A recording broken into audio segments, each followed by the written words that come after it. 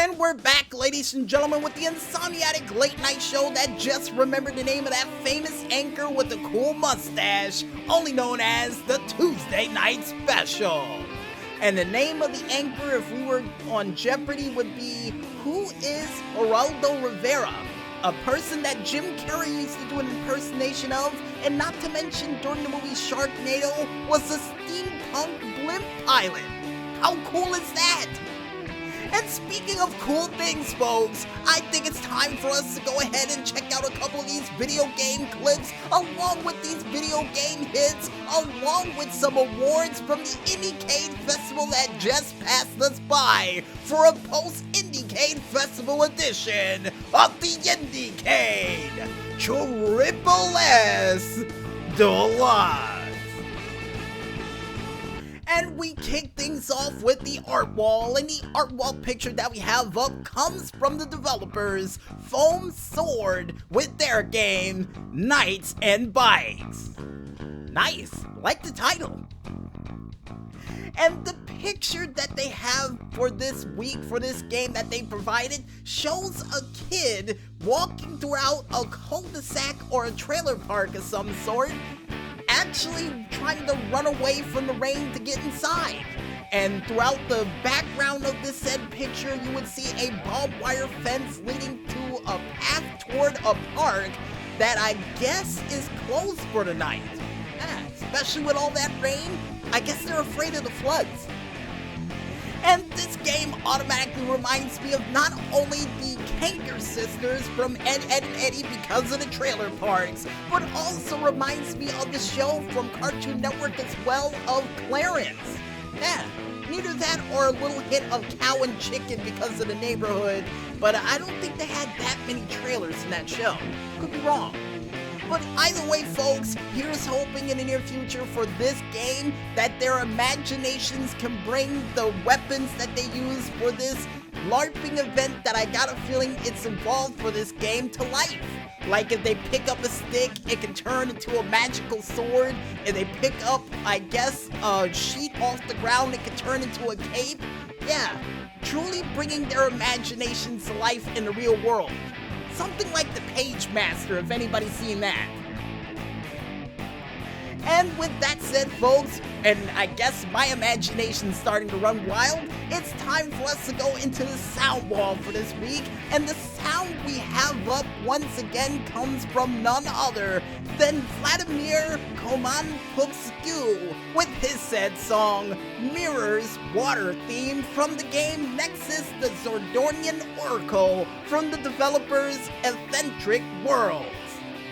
And if you're wondering, Maestro, yes, we are going to review every single song on this said soundtrack for this game, because the further we go along, the more mystical these songs get.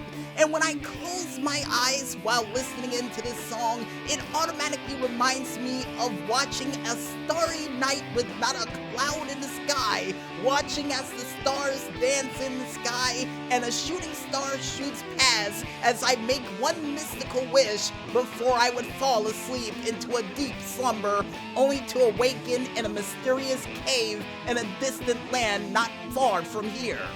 And where was that said cave? Apparently, according to the Maestro, it was in Romania during the year 1836. I thought you said it wasn't that far away. Oh, yeah, not that far away from my imagination. Right. Did I find anything in that cave? Oh, only bats. Perfect. But besides my starry night mystical cave-like dreams, folks, we now head on over to the Screenshot Saturday Showcase, which shows none other than Moncage by Dong Zhu and Yaya Chen. And the Screenshot Saturday Showcase picture that they have up for this week shows what appears to be a cube of some sort, filled with what appears to be some form of machine of cogs and wheels that seems to be powering a fan, a door lock, and apparently I think a coat rack above that's carrying a whole bunch of plants, and with the door that is locked with a wooden board. What are they trying to keep you in there for? And oh, according to the maestro, when he spun the box around, on the other side you see a desert and a giant oversized crane that's used to pick up metal. And apparently a car on that side as well too. Right.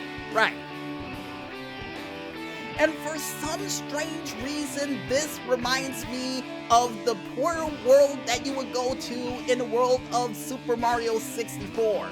Now, the reason why I say that is because I feel like looking at this picture, or when I look at this picture, I can actually jump into each one of these places and go to a whole new world. And I got a feeling you can't, so here's hoping in the near future for this game that you can actually jump into the side of the puzzle that you have to solve it, flip it, then jump into the other world to solve the other one before the world closes. And according to the maestro, that might be a thing. And if not, write that down, guys. Write that down.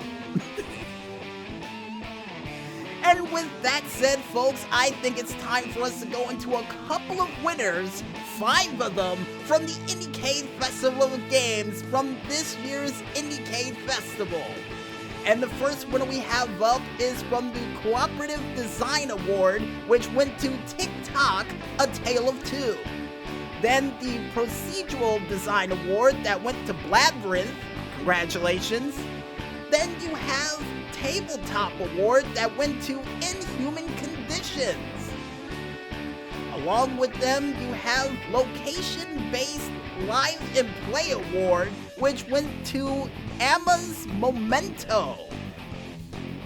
And the last but not least award we're going to read for this week, folks, is the Adaptation Award, which goes to When the Rivers Were Trails.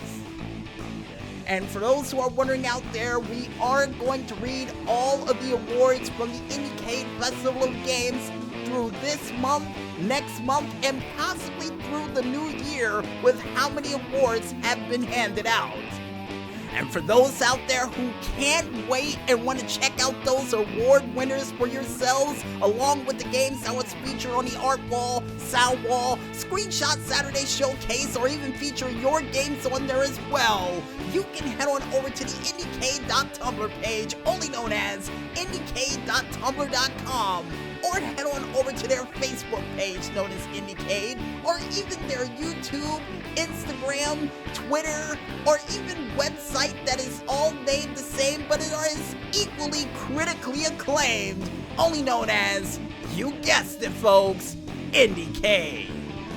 And I guess with that said, we might as well head back to this music and continue to listen into these diamonds in the rough as we try to turn your Tuesday night into a Friday night, only here, right here, on the Tuesday Night Special. So don't go watching infomercials just yet, folks, and stay tuned.